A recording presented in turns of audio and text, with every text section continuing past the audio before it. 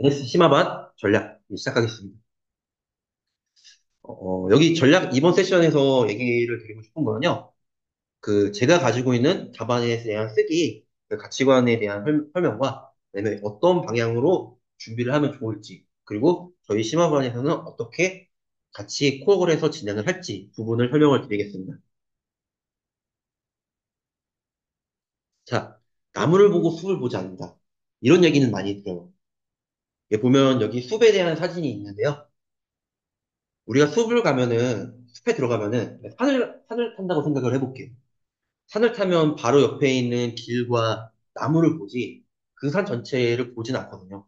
그러니까 앞으로 내가 남아있는 길이 얼마인지 그런 것들은 보지 못하고 그냥 나무만 보고 그 길 따라 걸어가기만 하고 있어요. 어떻게 보면 우리의 이런 기숙사 과정도 내가 언제까지 이렇게 합격을 할지 이런 부분도 알지 못한 채 계속 그냥 묵묵히 그냥 걸어나가기만 하고 있거든요. 그런데 저는 이 관점을 좀 바꿔야 된다고 생각을 해요. 보통 이런 나무를 보고 숲을 보지 못한다라고 했을 때는 이런 문제가 있어요. 키워드를 다 썼는데 점수가 안 나와요. 내가 제대로 하고 있는지 모르겠어요. 이런 생각을 많이 할 수밖에 없어요. 그리고 나는 답안은 열심히 썼는데 왜 점수가 안 나오는지 모르겠어요. 다 이런 고민을 많이 하게 돼요. 왜냐? 키워드 암기 위주로 답안 작성했지만 이게 주간 모의고사나 그런 데서는 항상 하위권에 들리고 있고 모의고사에서도 성적이 잘 나와요. 하지만 합격의 목록에서 보면은 점수가 몇 점씩 부족해서 떨어지고 있는 현상.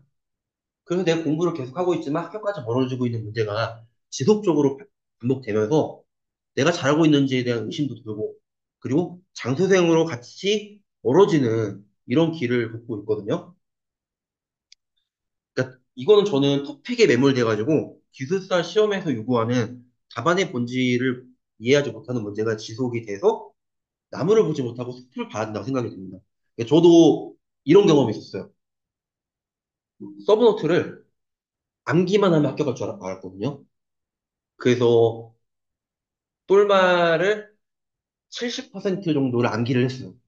그러니까 어느 정도냐면은 똘말에 있는 토픽이 문제가 나오잖아요. 그러면 이런 것까지 암기했어? 라는 얘기를 정말 많이 들을 정도로 다른 분들은 거기에 대한 핵심 키워드만 외우고 넘어가지만 그 키워드뿐만 아니라 똘말에 써 있는 모든 내용을 다 암기를 했어요.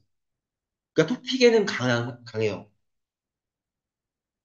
그런데 항상 시험만 보면은 실패하고 제가 점수가 합격했을 때 말고 그 다음에 점수가 제일 잘 나왔을 때가 59점까지 나온 적이 있었거든요.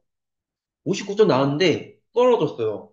근데 제가 그때 시험에서 한 문제를 그냥 빈칸으로 놔두고 넘어가는 문제가 있었거든요. 혼자서 그 문제 때문에 떨어졌을 거야. 이게 자책을 많이 하고 있었는데 그 다음 시험에 50점이 나왔어요. 그러니까 이거는 내가 안, 어, 안, 공란을 놔둬서 떨어진 거랑은 완전 다른 차원의 문제인 거예요.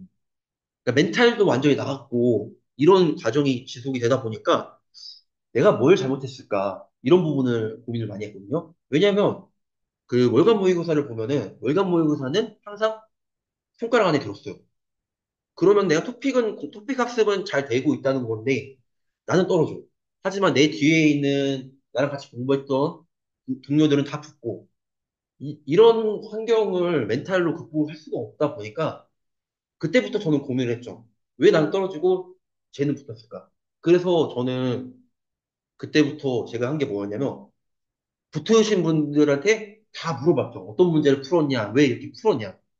그러다 보니까 약간 저는 토픽에 많이 매몰되다 보니까 전체 큰 그림을 보지 못하고 그냥 단순히 정의 쓰고 키워드 쓰면 점수를 받을 거라는 착각에 빠졌던 거예요. 그래서 이런 토픽에 매몰되는 현상을 좀 최소화하시는 게 중요합니다. 물론 처음에 공부하다 보면은 내가 토픽을 외울 수밖에 없죠. 토픽을 외우고 쓰다 보니까 점수가 잘 나오고 그러니까 내가 잘하고 있구나 생각이 들지만 항상 시험에서 점수가 안 나오는 현상이 반복이 돼요. 그래서 저는 나무를 보지 말고 숲을 봐라. 이렇게 얘기를 드리고 싶어요.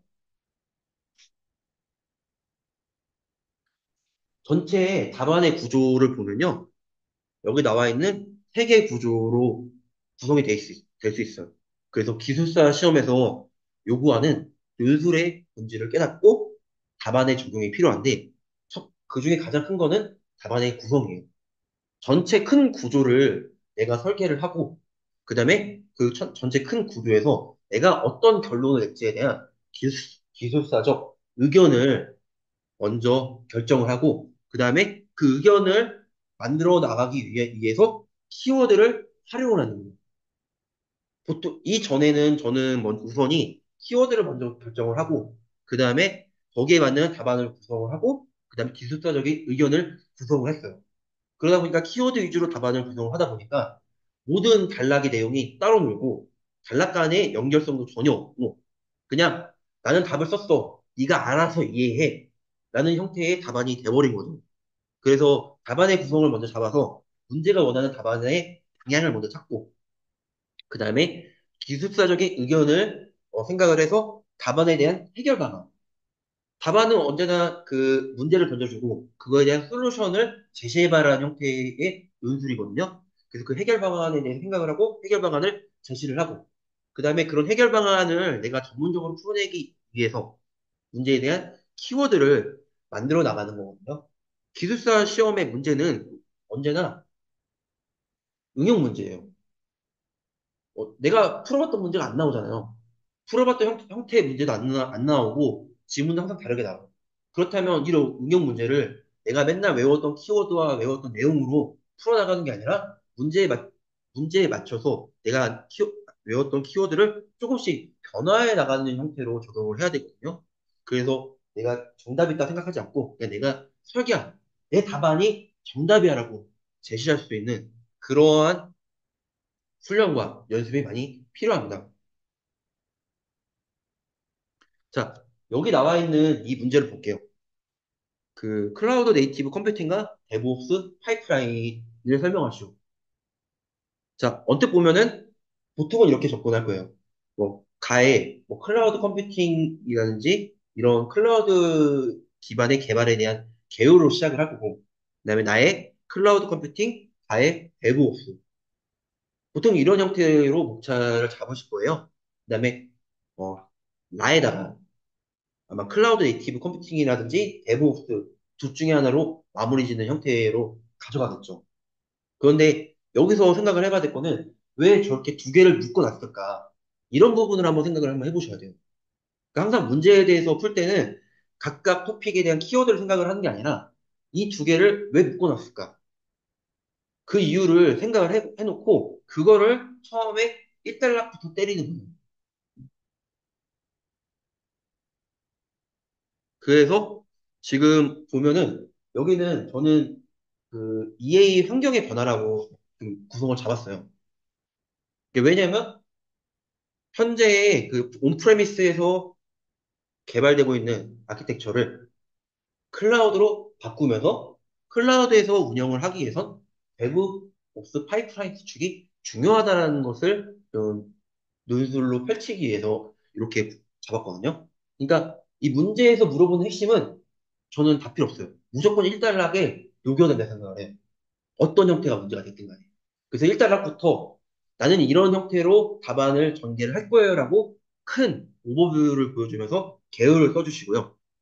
그다음에 2단락, 3단락은 각각 토픽을 작성을 해야 돼요. 근데 여기서 많이 놓치시는 게 있어요.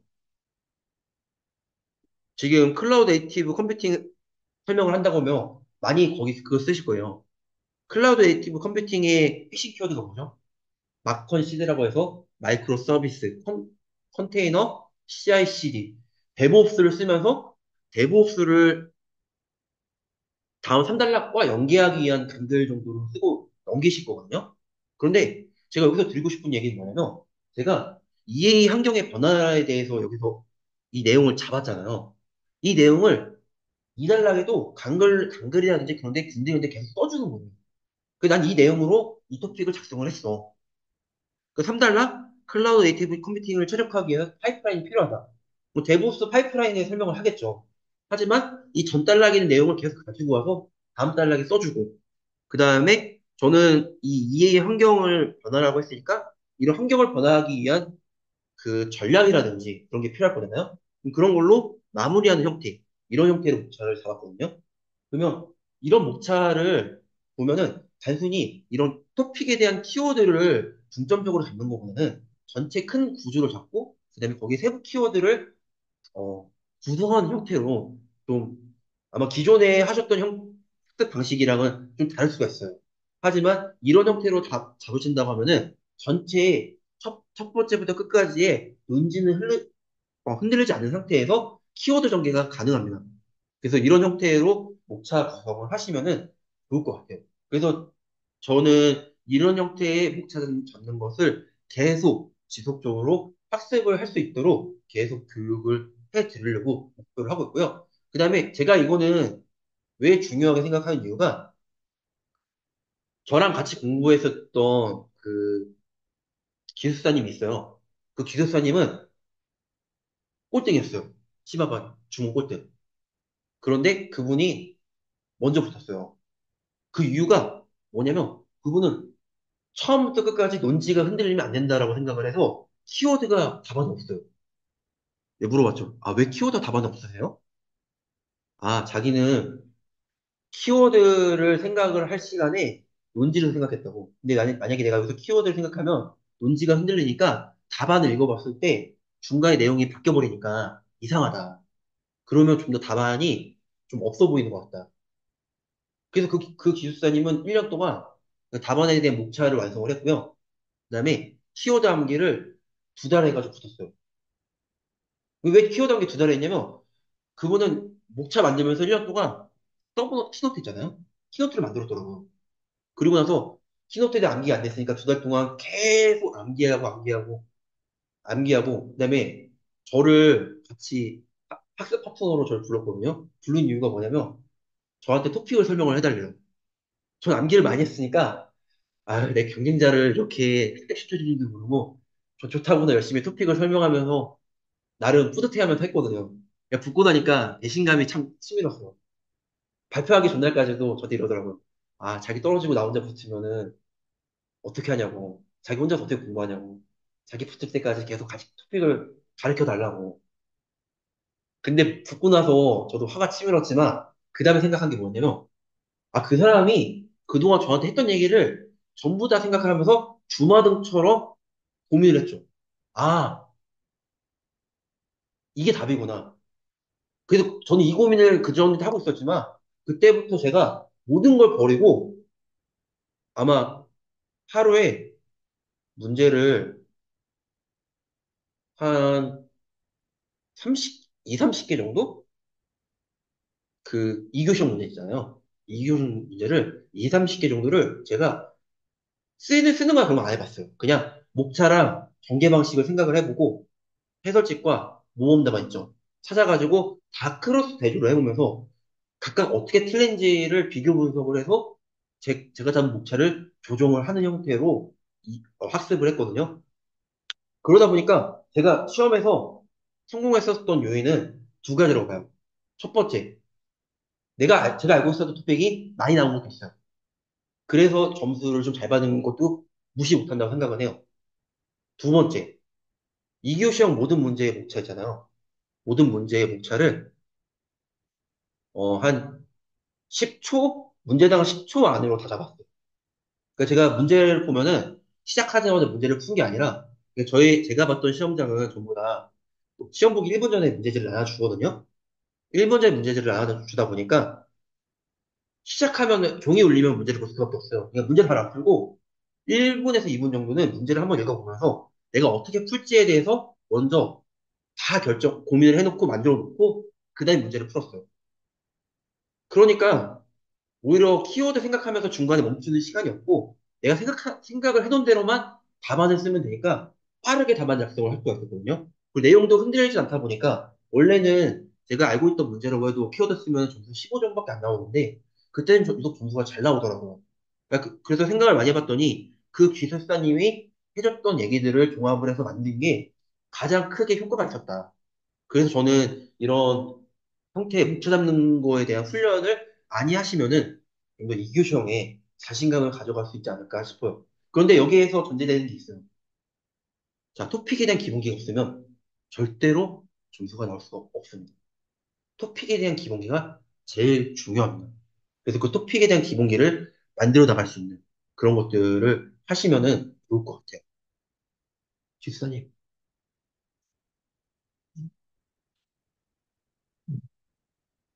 그래서 저희가 이번 심화 기간에 운영할 것 중에 이런 토픽의 기본기를 만들기 위해서 핵심 토픽 600제 전면 리뉴얼을 해서 제공을 해드릴 거예요. 여기 나와 있는 형태로 그 내용 구성이 되어 있고요. 이거를 활용을 해서 학습을 하시면 될 것 같아요. 그리고 이거는 저희 멘토진이 좀 고민을 많이 해가지고 이번에 토픽 선별을 할 거라서 기존 기수 대비 내용이 많이 변화될 거예요.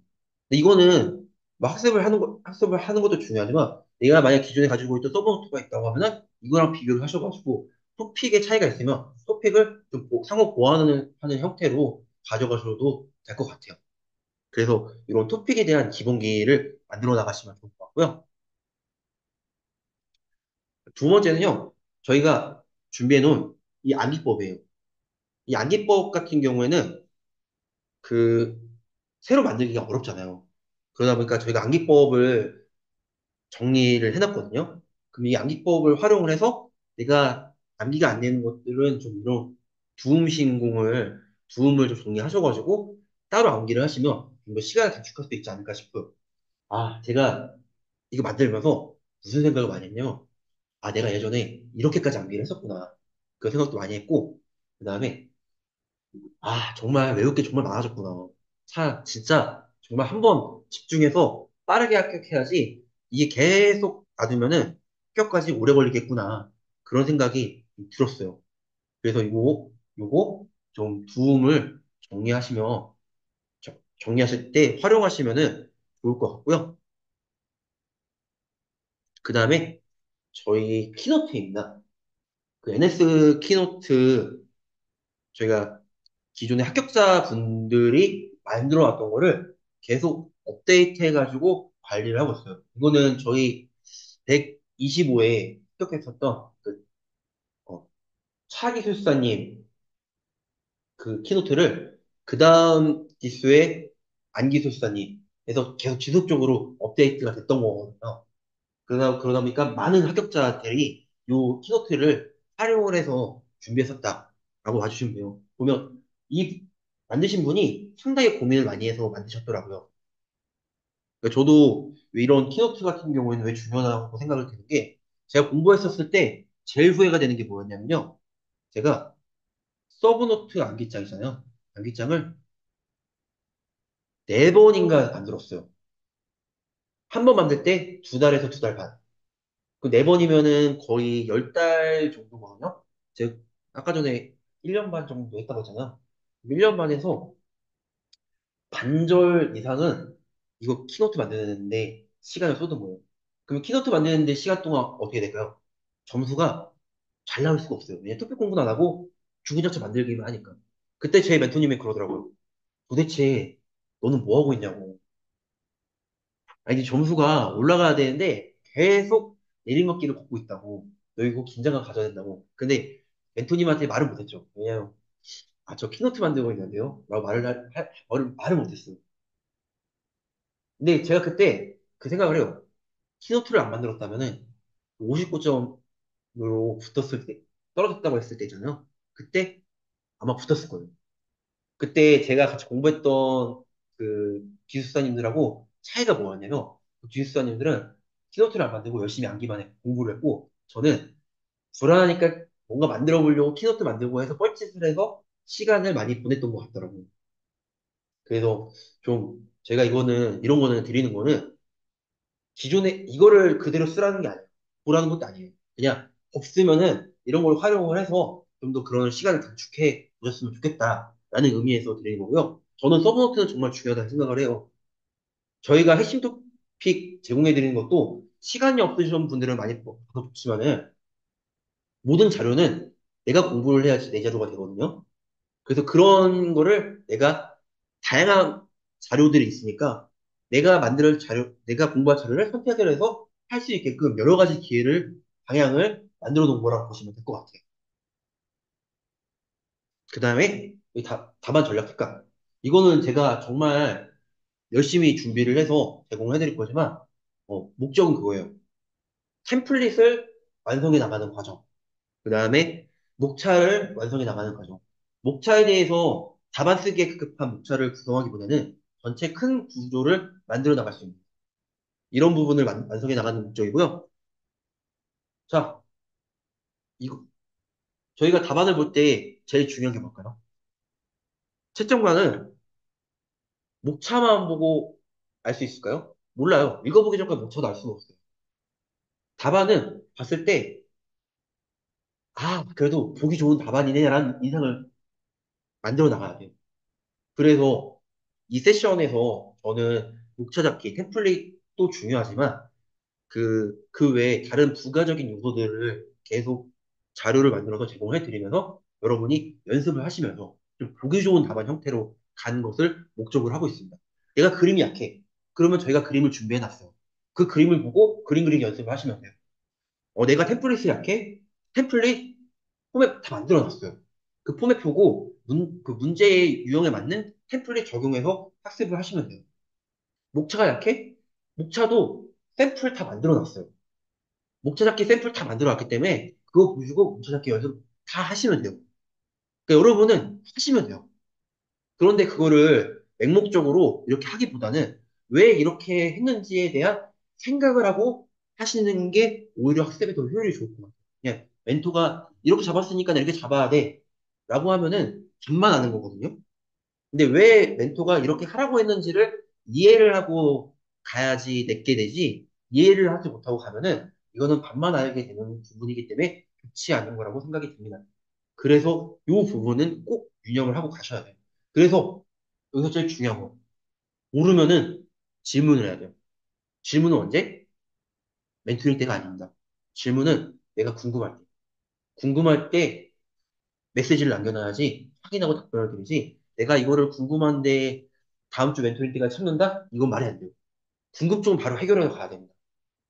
그리고 이런 부분은 저희가 언제나 카톡이 열려있기 때문에 어, 제가 낮에는 답변이 잘 안 됐지만은 밤에는 늦게 자기 때문에 언제나 편하게 연락을 주시면은 이런 부분은 메꿔드릴 수가 있어요.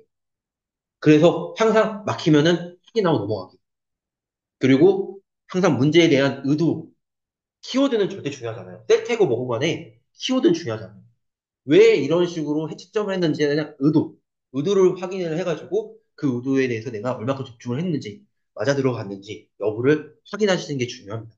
그래서 저희가 이렇게 특강으로 좀 더 그런 부분에 대한 기반을 다져주기 위한 세션을 진행을 할 거고요. 로드맵 강의입니다. 제가 제 사진이 들어가면은 좀 부끄러울 것 같아서 제 사진이 안 나왔을 때 딱 캡처를 해가지고 찍어놨는데요. 이런 식으로 좀 칠판에 토픽에 대해서 전체 작성을 해보면서 좀 하나씩 나래비를 펼치고 있어요. 이렇게 강의를 저번 기수 때 2회 진행을 했었거든요. 그러니까 2번 정도 진행을 하다 보니까 2회 전토픽을 많이 했어요. 시간이 상당히 오래 걸리더라고요. 그래서 이번 기수 때는 좀 횟수를 많이 잡았거든요. 그래서 전체 토픽에 대한 연계라든지 키워드, 핵심 내용들을 다 되짚고 넘어가기 때문에 좀 더 저희가 핵심 토픽이라든지 서브노트에 보이지 않는 토픽의 다른 이면들, 그다음에 현재 중요한 내용이 뭔지 이런 부분들을 좀 더 체크하고 넘어갈 수 있는 세션이 되지 않을까 싶어요.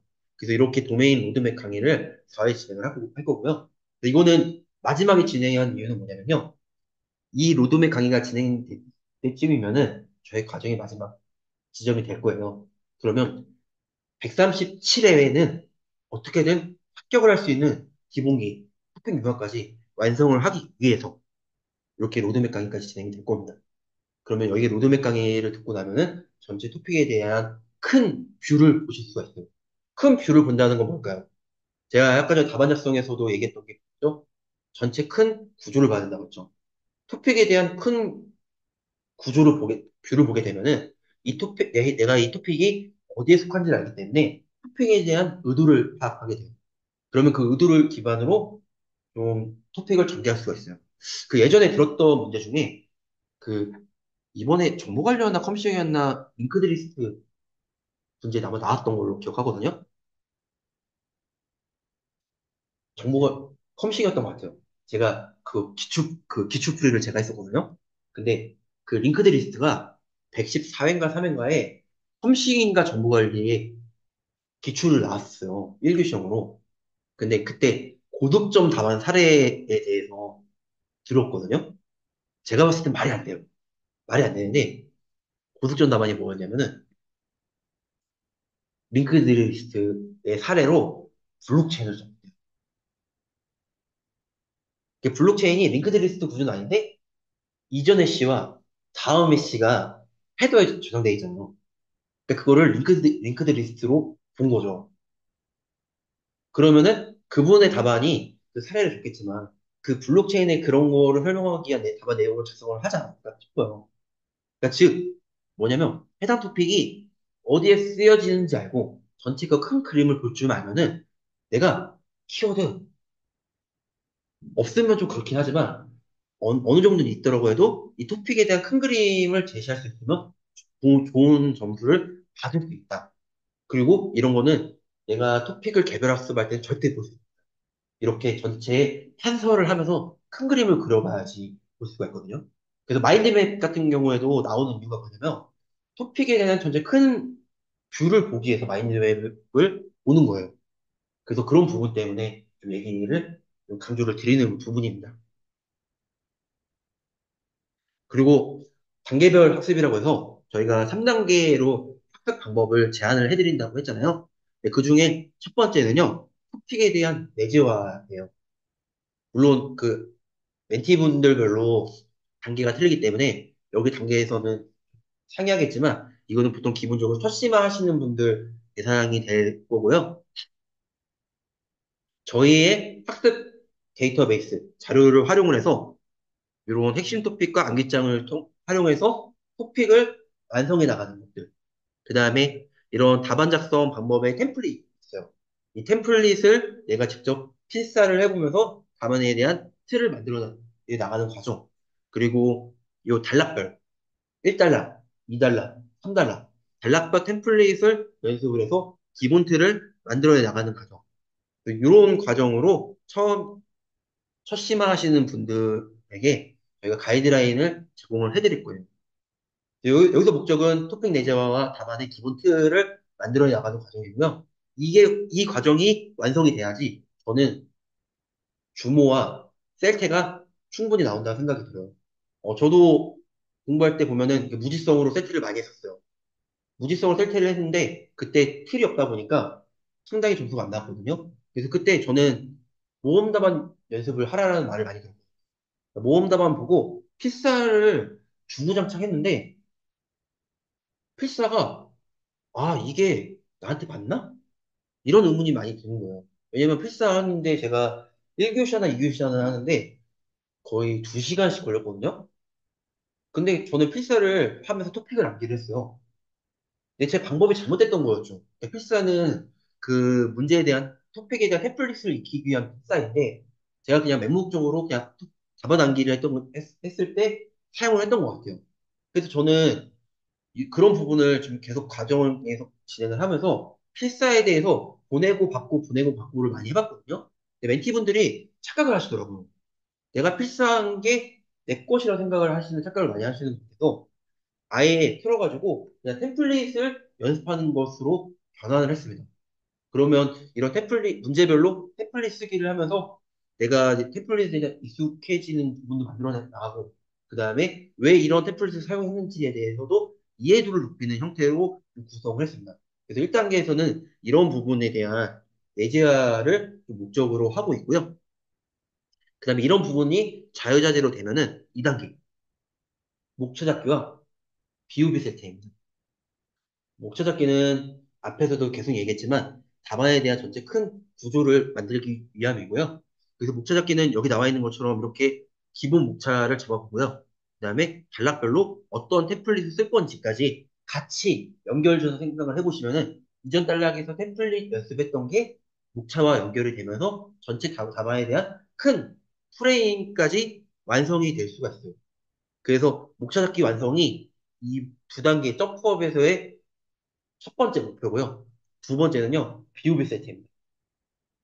자, 내 답안이 모험 답안이 뽑히려면 어떻게 해야 되죠? 내가 모험 답안에 뽑힐 수 있는 답안을 쓸 줄 알아야 됩니다. 그 모험 답안에 뽑힐 수 있는 답안을 쓸 줄 알아야 되면은 그거에 대해서 계속 셀프 테스트로 연습을 해야 돼요. 주간 모의고사 때 백날 모험 답안 뽑힌 답안을 써라 라고 해봤자 시간이 없어요. 생각이 안 나요. 긴장돼요. 이러면서 온갖 핑계만 가지고 써내지 못해요. 그러면은 이걸 연습을 언제 해야 되겠어요? BOB 세트는 내가 충분히 토픽을 학습을 하고 모험 답안을 찾아봐서 답안의 형태를 만들어 놓고 셀테를 하는 주중에 셀테를 해서 만들어 나가는 게 최선의 방법이라고 생각이 듭니다. 그래서 BOB 세트를 계속해 나가시면서 내가 무슨 셀테를 하는 목적은 뭐예요? 셀테를 하면서 이 답안의 형태를 암기를 하고 실전에서 이 문제가 똑같이 나왔다면 내가 BOB한 걸 그대로 써가지고 공통점을 맞자는 전략이 첫 번째 목적이고요. 두 번째는 내가 이렇게 썼을 때 모험 답안이라는 걸 알게 돼요. 그러면은 다른 답안에서도 이 형태를 적용해 나갈 수 있도록 만들어 나가는 것도 두 번째 목적입니다. 그래서 BOB 세트를 통해서 모험 답안을 만들어 나가는 연습. 궁극적으로는 무조건 모험 답안은요, 주모 때 3개 이상씩은 꾸준히 만들어 나가는 것을 목적으로 하면 됩니다. 그래서 이 형태로 그 2단계 점프업을 얘기를 드렸고요. 그러면 비오비 세트에서의 중요한 요건이 있어요. 첫 번째, 키워드가 완벽해야 된다? 아니에요. 답안은 기승전, 그 토픽에 대한 기본 이론, 상세 내용, 그 다음에 결론. 이 내용이 구성이 돼야 됩니다. 그래서 3단락 필수가 될 수밖에 없습니다. 그 3단락은 항상 내가 뭔가 차별화할 수 있는 요인으로 3단락을 만들어 주셔야 돼요. 1교 시험 같은 경우에는요. 2교 시험 같은 경우에 당연히 재원 넣어야 되겠죠. 2교 시는 저희 기술사 시험에서 논술형 시험으로 분류되어 있어요. 1교 시험은 이론 시험, 개념 시험이고요. 논술형 시험이기 때문에 기술사적인 재원 충분히 만들어서 연습을 해주셔야 돼요. 그래서 그런 내용은 이때 연습을 안 하면은 아니 셀 때도 안 나오는데 이게 중고 때 나오겠어요? 당연히 셀때 만들어 나가야죠. 그래서 이런 형태의 답안 연습을 계속 해가지고 모험 답안 쓰는 방법을 익히는 게 두 번째 단계라고 보시면 될 것 같아요. 그래서 이런 단계들이 다 완성이 되잖아요. 그러면 마지막 차별화요. 차별화 요소는요. 모험 기호비 세트를 하면은 내가 이런 재원이나 이런 걸 만들어 나갈 수도 있지만은 사실상 그때 우리가 투표 공방에 바꾼 게 되겠어요. 아마 다른 모험 답안에 있는 거 잘 가지고 와가지고 쓴 확률이 상당히 높죠. 근데 이런 단계도 내가 자유자재로 될 때쯤 되면은 저는 마지막에는 차별화라고 하지만 여기 나와 있는 이 6가지를 계속 반복을 해야 된다고 봅니다. 첫 번째는요, 3단락, 4단락 재원 연습이에요. 셀 때도 자유자재로 되고, 그 다음에 목차잡기도 어느 정도 된다고 하면요. 그 다음부터는 내가 어떤 식으로 차별화할 건지에 대한 이런 부분들을 내가 좀 찾아봐야 돼. 그래서 내가 이런 부분은 좀 토픽들 같은 경우에는요. 한 번씩 내가 학습을 할 때 있잖아요. 자주 필요는 없어요. 한 달에서 한 달, 2달 정도 사이에 한 번씩은요. 토픽은 웹 검색 한 번씩 해보시면 좋아요. 이게 검색을 처음에 할 때는 왜 하는지 몰라요. 그런데 내가 한 번 검색을 해보고 2달 뒤에 한 번 더 검색을 해보잖아요. 그러면 웹페이지 구성이 바뀌었어요. 그러면 아 뭔가 내용이 업데이트가 됐구나. 그러면 그런 부분을 내가 찾아서 차별화 요소로 만들어 나갈 수가 있거든요. 네, 그런 식으로 하는 방법이 있고요. 그 다음에 뉴스나 신문이 있거든요. 뉴스나 신문을 보는데 저는 뉴스나 신문은 그 헤드라인만 많이 봐요. 헤드라인만 많이 보고 신문에서 저희가 제일 많이 보는 내용은 그거예요. 사설. 사설을 보시면은, 사설은 그 사설을 작성한 기자분이 어떤 의견을 펼치는지에 대한 그 낚시성 제목도 많지만은, 그분이 그 제목에 대한 내용을, 논술을 펼치기 위한 딱 기승전결 구조로 만들어 놓거든요. 그리고 꼭 결론은 뭐냐면, 시사점을 내놔요. 시사점이라는 게 뭐죠? 현 시점을 정의해서, 어, 현 시점을 미루어 짐작해 봄이라는 게 시사점이에요. 그럼 반대로 얘기하면 뭐냐면, 그 시사점을 통해서 우리가 앞으로 어떻게 해야 될지 방향성을 제시할 수가 있거든요. 그 방향성 제시하는 게 저는 재원이라고 생각을 해요. 그러면 그런 부분을 뉴스나 사설에서 많이 읽어보면서 볼 수가 있어요.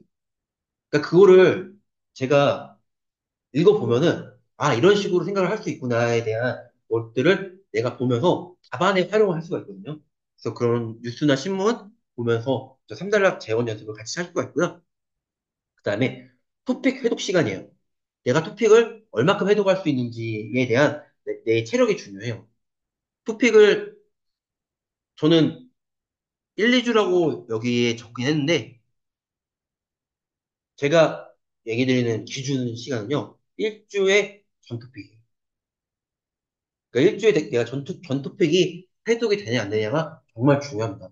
합격하는 기술사의 주간 학습 스케줄을 보면요. 주간 토픽은 언제 학습하냐? 매 평일에 한 번, 토요일 날 한 번 학습을 하고요. 그 외 평일 5일 동안 뭐를 하냐? 전체 도메인 회독을 해요. 평일날 회독을 못하는 도메인이 생기면 토요일 날 주모 토픽에 대한 회독 말고도 학습 못한 도메인을 해독을 해서 일주일에 전체 도메인을 채우는 형태로 스케줄링을 하더라고요. 그래서 내가 이거를 일주일은 안 될 수 있어요. 1, 2주 안에 전체 도메인을 해독할 수 있을 정도로 만들어 나갈 수 있냐. 이게 안 되면요. 내가 토픽 학습이 부족한 거예요. 그러면 토픽 해독을 계속해서 1, 2주 전체 도메인을 해독할 수 있게끔 내가 체력을 만들어 나가야 돼요. 이 말은 뭐냐? 우리가 이 모든 것을 만들어 나갈 수 있는 건요, 하루에 절대적인 공부 시간은 어느 정도는 확보를 해야 돼요. 저는 3시간만 공부했는데 합격했어요. 이렇게 말하시는, 4시간만 했는데 합격했어요. 라고 말하시는 분들이 있거든요. 저는 이렇게 생각해요. 그분들은 그만큼 뭔가 기본기가 되니까 그렇게 할 수 있는 거고, 저는 이 시험 들어왔을 때 제가 제일 자신 있었던 도메인이 뭐였냐면요. 전 DB였어요. DB는 왜 자신 있었냐면, 제가 이 기술사 시험 공부하기 전에 그 데이터베이스 진흥원에서 시행하는 자격증이 있거든요. 그 SQL 전문가, 뭐 데이터 아키텍처 전문가, 데이터 분석 전문가 있어요. 그러니까 제가 그 자격증을 따려고 진짜 한 몇 개월 동안 공부를 하다가 기숙사 시험으로 들어왔거든요. 그때 멘탈이 좀 많이 나갔던 게 뭐였냐면, 그 자격증 시험을 보러 갈까 학원을 나갈까에 대해서 정말 고민을 많이 했어요. 물어봤더니 한번 학원 개강하는 날이 자격증 시험 보는 날인 거예요. 그러면 첫날 빠지고 둘째 날만 가도 되냐고 물어봤더니 안 된다는 거예요. 다음 기술 가라는 거예요. 근데 또 그때 설명회를 진행해 주셨던 그 멘토, 제 멘토님이거든요. 그 멘토님이 너의 그 선택은, 너의 그 2달 뒤에 시작하는 선택이 네 인생의 가장 중요한 시점을 몇 년 미룰 수 있다고. 아, 저그 말이 낚여가지고 시작을 했는데, 그 기본기는 전부 다 없어요. 그런 기본기를 메꾸기 위해서 필요한 거는, 저는 내가 그 기본기가 없으면 뭐였어요? 공부 시간을 늘리면 돼요. 근데 이렇게 무지성으로 늘리면은 다들 지쳐서 나가 떨어져요. 근데 저는 처음부터 끝까지 그 공부 시간을 유지를 했거든요. 근데 내가 만약에 공부 시간을 못하겠다라고 하면 처음에 공부에 재미를 붙여야 되니까 조금씩 계속 늘려나가는 거예요. 어차피 내가 붙을 것 같잖아요. 너 공부 많이 해야 돼. 라고 말을 안 해도 자연스럽게 늘려요. 그래서 일단은 내가 공부 시간은 좀 확보를 할 수 있게끔 만들어 나가는 게 중요합니다. 그 다음에 키토픽이라고 돼 있어서 나만의 전략 토픽은 무조건 준비를 해야 돼요. 전략 토픽은 물론 멘토별로 틀리는데 저는 그렇게 생각해요. 전략 토픽은 많을 필요는 없어요. 한 10개 이하의 전략 토픽은 그 토픽에 대한 모든 것들을 다 쓸 수 있게. 그러니까 어느 정도냐면 그 내가 준비한 전략 토픽에 세부 키워드가 1교시험으로 나왔어. 그러면 그 걔도 1교시험으로 답안을 작성할 수 있을 정도로 전략 토픽은 준비를 하셔야 됩니다. 참고로 저는 전략 토픽을 준비했던 게 뭐였냐면요. 클라우드 컴퓨팅. 클라우드 컴퓨팅을 전략 토픽으로 준비를 했어요. 그래서 클라우드 컴퓨팅 세부 토픽 정말 많잖아요. 그거를 전부 다 키워드, 답안, 형태, 그림 이런 것들을 다 준비했어요. 전부 다. 그리고 기출이 됐던 것들과 안 됐던 것들을 전부 다 구분해 놓고, 네, 기출이 되면은 어떤 기출이 된 것들은 그대로 쓰고, 안 됐던 것들은 어떤 형태로 답안이 나올까에 대해서도 예상 문제도 만들어 보고, 그 다음에 문제가 났을 때 어떤 형태의 답안을 만들어 나갈지, 3단락, 4단락 제어는 어떻게 해야 될지, 이런 부분을 전부 다 준비를 했어요. 그러니까 이런 키토픽은 이게 많으면 이렇게 준비하기 힘들잖아요. 내가 이 토픽만큼은 안 나오면은 뭐 어쩔 수 없지만 나온다고 하면 나는 무조건 고득점을 받고 갈 거야. 라는 마음가짐으로 준비를 했던 것 같고요. 그래서 이런 거는 나만의 필살기로 무조건 있어야 된다고 봅니다. 그래서 도메인도 좀 골고루 준비하셔야 되고요. 그래서 보통 키토픽으로 가져가면 좋은 게 뭐냐면 이번 회차에 가장 트렌드 될 만한 문제를 키토픽으로 가져가 주시는 게 좋아요. 저는 클라우드 컴퓨팅은 그런 문제는 아니잖아요. 근데 그냥 제가 관심이 있는 도메인이어서 키토픽에서 선택을 했고요. 그 다음에 키토픽은 뭐였냐면요. 그 당시에 법이 개정된 게 하나가 있었거든요. 그 개정된 법을 통째로 암기를 했어요. 자, 보통은 암기는 많이 해요. 근데 제가 걔를 왜 키토픽으로 삼았냐면 법을 암기한 게 아니라 그 법 조항별 있잖아요. 조항별로 기술사는 언제나 재원을 해야 된다고 하잖아요.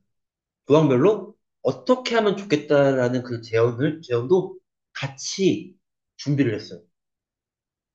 그러니까 내가 토픽에 대해서는 보통은 일반적으로는 키워드, 개념 이런 식의 학습을 한다고 하면 키토픽은 이 정도로 준비를 해야지 차별화할 수가 있고 그러면은 무조건 고득점이 나올 수밖에 없습니다. 그래서 이런 토픽은 내 필살기라고 하는 거는 좀 몇 개 준비를 해주시면 좋고요. 내가 토픽에 대해서 고민이 된다라고 하면은 멘토하고 상의를 해서 토픽을 커버리지를 정하시는 것도 하나의 방법이에요. 그래서 저는 이런 토픽을 물어보면은 제 나름대로 고민을 해서 좀 더 선정을 하는데 도움을 많이 드리고 있어요. 그리고 항상 저런 거는 내가 잘하는 도메인, 내 전공 분야와 연결을 지어서 하시는 게 좋아요. 그러면 내 실무 경험이라든지 이런 부분이 같이 묻어서 나오기 때문에 좀 더 극대화가 된 것 같거든요. 제가 클라우드 컴퓨팅 선택한 이유는 하나밖에 없어요. 그때 제 회사에서 클라우드 전환 사업을 하고 있었거든요. 클라우드 전환 사업을 하다 보니까 그냥 가만히 있었는데, 물론 클라우드는 만지지도 않아요. 근데 막상 귀에서 들어오는 용어를 들어보면은 저거 우리 서브노트 어디에서 들어왔던데? 이런 게 있다 보니까 나름대로 약간 세대가 돼서 그런지 모르겠지만 나 클라우드에 대해서 어느 정도 쓸 수 있을 것 같아. 자신감이 든 거죠. 그래서 선택을 했던 것 같아요. 그래서 약간 멀리 찾지 마시고 내가 우리 회사에서 뭘 하는지 그런 부분들을 좀 짚어보시면서 좀 더 최신 트렌드에 맞는 토픽을 선택을 하시면 될 것 같고요. 목차 연습. 목차 연습은 제가 계속 강조하지만 기술사 시험 합격에서는 내가 합격 점수가 나올 때까지 끊이지 않고 해야 될 것 같습니다. 저희 반 합격자 분들의 공통점 전부 다 합격하기 전까지 모차 연습을 꾸준히 했다. 제가 이제 그만해도 될 거야 같아요 라고 하면은 목차를 작성해서 저한테 평가해 주세요라고 보냈다. 이 정도로 내가 관심을 갖고 꾸준히 해야 된다라는 거고요. 그다음에 마지막 여섯 번째. 이거는 많이 공감 못 하실 수도 있어요. 답안목이에요. 누구 답안을 볼까요? 답안은요, 꼴찌 답안을 하는 겁니다. 우리가 모험 답안만 봐요. 모험 답안을 보다 보면은 착각에 빠져요. 나는 모은다 모은다 못 쓰니까 점수가 안 나올 거야. 이런 착각에 빠지거든요. 그런데 꼴찌 답안을 보면은 어떤 인사이트를 갖게 되냐면, 아, 그래. 나는 그래도 공부는 잘하고 있어. 첫 번째. 두 번째. 내 지식에 토픽별로 어느 정도 수준의 답안을 써야 되는지에 대한 지식 데이터베이스가 쌓여요. 이게 왜 중요하냐면요. 제가 합격했던 회차에 저는 시험장에서 합격했다고 생각을 했어요. 왜 그 생각을 가지게 됐냐면요. 그 당시에 저희 심화반에는 어떤 게 있었냐면, 그, 막, 첫 심화로 올라오신 분들이 제가 심화반 1등을 하고 있으니까 제 답안을 보고 싶어 하시더라고요. 그 답안을 그냥 보라고 다 줬어요. 그러면서 그분들도 자기가 쓴 답안을 보라고 다 보여주시더라고요. 그래서 그 당시 저희 심화반 모든 멘티분들 답안을 전부 다 봤거든요. 그리고 하필이면 그때가 코로나 초창기여가지고 원택이 처음 생겼어요. 다들 사진 찍어서 답안을 다 보내잖아요. 그럼 그 답안도 다 봤어요. 그러니까 보다 보니까 어떤 생각을 가지게 됐냐면 내 답안에 대한 수준을 알게 된 거예요. 그때 제가 막 시험에 막 떨어지고 자신감도 막 떨어지고 막 그런 시기였는데 문제별로 보면은 어떤 문제는 막 써서 답안 작성을 했는데 점수가 안 나오고 어떤 문제는 그냥 대충 썼는데 점수가 잘 나오고 이런 게 있잖아요. 그러니까 그런 거에 대한 감을 잡게 되더라고요. 그래서 문제를 봤을 때 어떤 식으로 했냐면 아, 이 정도 키워드만 써야 될 문제는 딱 그 정도 내용만 썼어요. 그러니까 내 이 문제에서 내 받을 수 있는 점수를 먼저 결정을 해요. 난 이 문제에서 난 6점만 가져갈 거야. 그럼 딱 6점만 받을 정도로 썼어요. 근데 그 6점이라는 거는 뭐냐면은 내가 다른 잘 쓴 답안과 못 쓴 답안을 다 두루두루 많이 봤으니까 약간 하위권이 쓰는 정도보다 한두 개 정도 더 쓸 정도. 그 정도로 답안을 써 나갔거든요. 그러다 보니까 점수가 정말 확 떨어지는 것도 없고 방어가 돼가지고 하위권 점수, 하향선이 상당히 높은 수준을 유지했던 것 같아요. 1교 시험은요, 하위, 하위 점수가 10, 5.5 정도. 2교 시험은요, 하위 점수가 몇 점이었냐면요, 15점. 그게 딱 유지를 했거든요. 그러니까 이것도 제가 왜 이런 생각을 많이 하게 되냐면, 답안을 정말 많이 봤다. 특히 하위권 답안. 그래서 여러분도 답안을 보시면서 인사이트를 많이 키우시는 게 중요합니다. 그리고 제가 모의고사도 그리고 나서 이 생각이 더 굳어졌던 이유가 뭐냐면 또 합격하면은 바로 하는 게 그거잖아요. 약간 모의고사 출제도 한번 해서 채점도 한번 해보고 싶은 거잖아요. 모의고사 채점을 하러 가서 채점을 했더니 제가 문제를 그때 기준으로 진짜 쉬운 문제를 냈어요. 쉬운 문제를 내니까 제 문제를 몰표를 받으면서 저는 그날 되게 많이 괴로웠죠. 앉아서 채점을 되게 열심히 했으니까. 채점 끝나니까 저녁 9시, 10시가 된 것 같아요. 그 9시, 10시가 되고 나서 채점을 하니까 그 당시 모든 멘티가 제 문제 선택을 다 했으니까 문제를 다 채점을 해봤을 거 아니에요. 그때 채점하면서 들었던 생각이 뭐였냐면 제가 지금 얘기 들었던 이 내용이잖아요. 그거를 그때 그대로 느꼈어요. 확실히 잘 쓰시는 분들은 답안에 더 있게 쓰는 것보다는 조금씩은 뭔가 더 틈을 두더라. 그러면 이 모든 게 지금 제가 드리는 이 모든 설명이 뭐에 귀결이 되냐면 전부 다 요게 귀결이 돼요. 내가 차별화할 수 있는 뭔가 한 개의 포인트는 내가 계속 연구하고 만들어 나가야 된다. 이 부분을 공부할 때 계속 유념해 주시고요. 그리고 여기서 제일 중요한 부분, 멘토를 믿고 끝까지 따라가 주시고 의지하셔야지 됩니다. 멘토에 대한 의심을 가지는 순간 약간 의심이 가지면 서로 간에 멀어질 수밖에 없기 때문에 그 멘토도 그렇게 세게 얘기도 못해요. 근데 이 부분은 꼭 끝까지 서로 믿고 나가면서 합격할 수 있는 멘탈. 이 멘탈을 만들어 나가는 게 중요해요. 저희 마지막에 합격하셨던 그 천혜계 형님이 저한테 했던 얘기가 기억이 나요. 약간 그분 나름대로 비수가 꽂혔나 봐요. 근데 뭐라고 얘기했냐면, 자기가 시험 보기 전마다, 시험 보기 일주일, 마지막 주간 모의고사를 보잖아요. 모의고사를 볼 때마다 제가 항상 그 얘기를 했대요. 떨어질 거라고. 그게 악담을 제가 계속 했다고 하더라고요. 그런데 제 말을 들어보고 나서, 제 말을 듣고, 그분은 항상 한의공원 가서 답안지를 봤대요. 제 말을 듣고, 시험 보고, 속으로 제욕을 하면서 한의공원 답안지를 보고, 제 말을 생각을 해보면, 제 말대로 안 해서 떨어진 것 같다고 결론을 내셨대요. 그렇게 한 두 번 정도 거치고 나서, 그, 마지막 시험 보기 한 중간쯤에 제가 그렇게 얘기했다고 하더라고요. 된 것 같다고. 그러고 나서 시험을 봤더니, 정말 제 말대로 편하게 보면서, 편하게 보고 시험 보고 나왔다고 하더라고요. 그래서 점수 자체도 잘 나왔고. 그냥 그런 거 봤을 때, 약간 그분이, 약간 제가 그렇게 악담을 썼을 때, 저를, 나는 왜 그런 거야? 라고 그 의심을 하면서, 제 말을 한 귀로 듣고 한 귀로 흘렸다고 하면은, 약간 그렇게 결과가 나왔을까 싶어요. 왜냐면, 제가 그분한테 그때, 약간 그렇게 얘기는 안 했던 것 같은데, 그분은 그렇게 받아들이셨지만은, 고쳐야 될 부분을 딱 한 개를 찝어줬거든요. 왜냐면, 그분이, 그게 안 고쳐지면은, 답안이 어마어마한 필요가 가졌거든요. 필요가 가졌지만, 빛 좋은 개살구였어요.